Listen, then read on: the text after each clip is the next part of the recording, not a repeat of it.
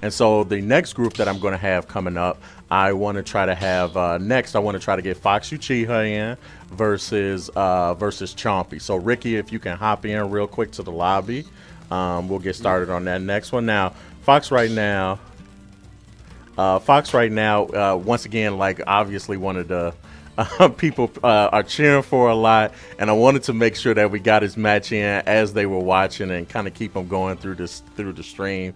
And then he's going to be going up against Ricky, who has been one of our #1 players really almost consistently since the start of this. So this is going to be a really interesting test of his skill. Yeah.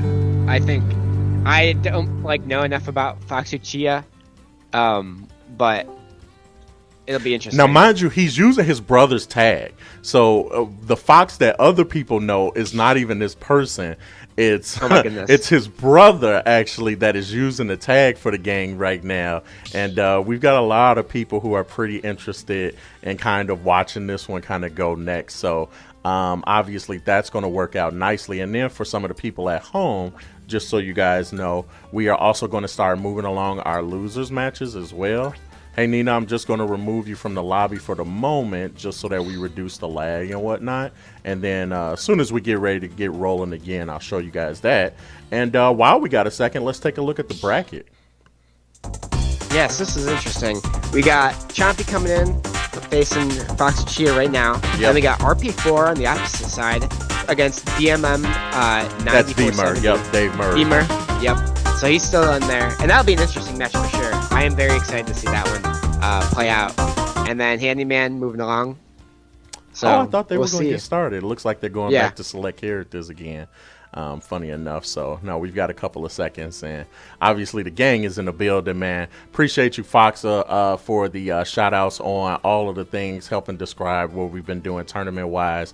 Really a lot of fun coming up next week. Obviously we have regularly our Mario Kart tournament, but next Monday we're actually going to be flipping on a tournament for well, not so much a tournament, more meetup for Rocket League, and we've had Rocket League through a number of different times. Brandon Mack, thank you so much for the like on the stream. I appreciate that. Chompy, you are in the ring, my friend. Ricky, if you can hop into the ring, you guys are ready to go on that. Oh, and then of course, thank you, Cleo, for calling out the MP High gang right there. Really appreciate that as well. All right, so now Ricky hopped into the ring, and we're just waiting for Fox to pop in. I'm pretty sure everyone at this point has the has everything set straight for player. Thank you so much for the thank you so much for the 100 stars, Brandon, man. I really appreciate that, man. One of our favorites, actually. I was getting ready to pop something on, man. Make sure to give me a graphic or something like that. Want to make sure I can take a graphic to share your stream next time, man. And I'll let you take it away on this, Bobby. We're getting ready to hop into this match.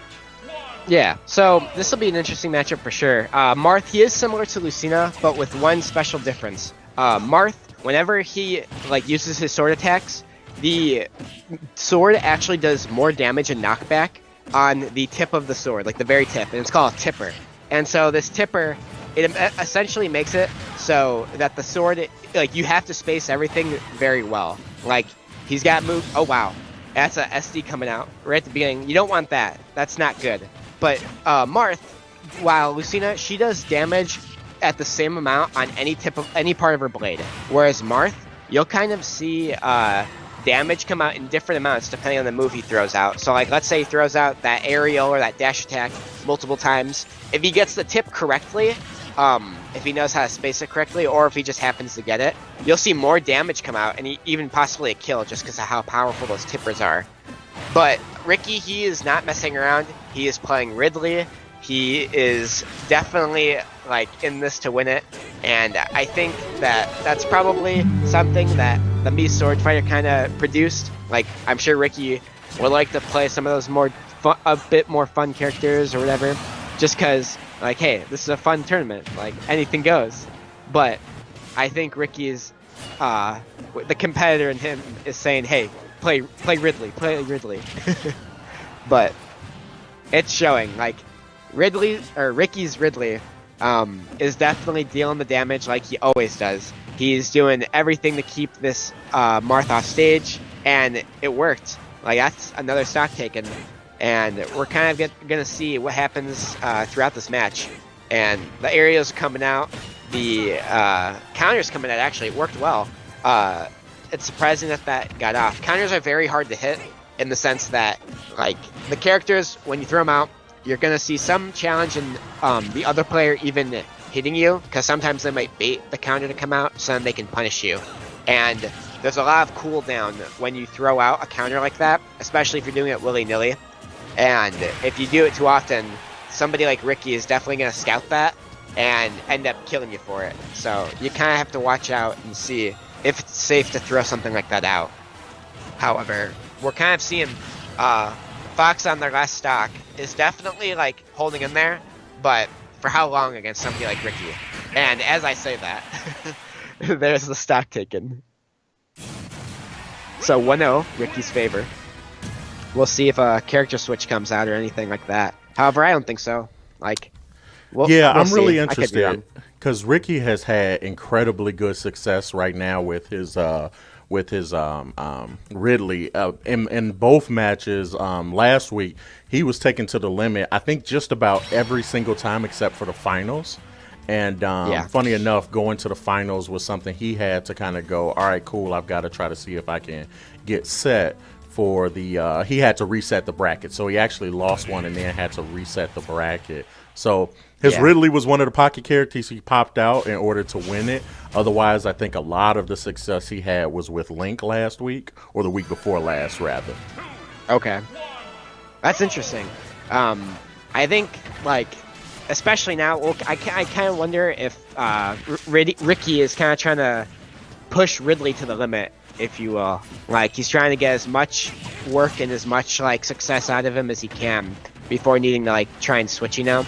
Gotcha. However, he did play a different character earlier, but I know personally, as somebody who specializes in Pac-Man, like, as a character in this game, like, I like being able to push my main character, the one that I work the hardest with, like, as far as I can before needing to switch. Like, but I'm willing to switch. It's just that I would like to see that type of work pay off before switching to something else to try and win, you know. But yeah, we'll see. Ricky is definitely putting in the work again. Like, he's dealing the damage. He's already taken a whole stock off, and he went for the F smash, but I think it was a little overzealous, just because we're seeing him throw it out, and Fox was still safe from it.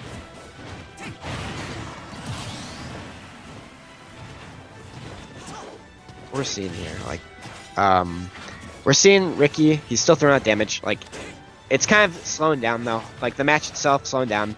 We're seeing a lot coming out from Ricky though. Like, Chompy Ricky, we're seeing him kind of really control that stage. Like, everything about Ricky's neutral, and neutral, well, I'll explain this, is essentially neutral is the interactions that happen while you're on stage. Like, whether they're positive or negative outcomes, and that's it. Like, that's the game. Ricky was full dominance before I can even finish my sentence. Like, game's over, and he proves again, like, why he's at the top like this.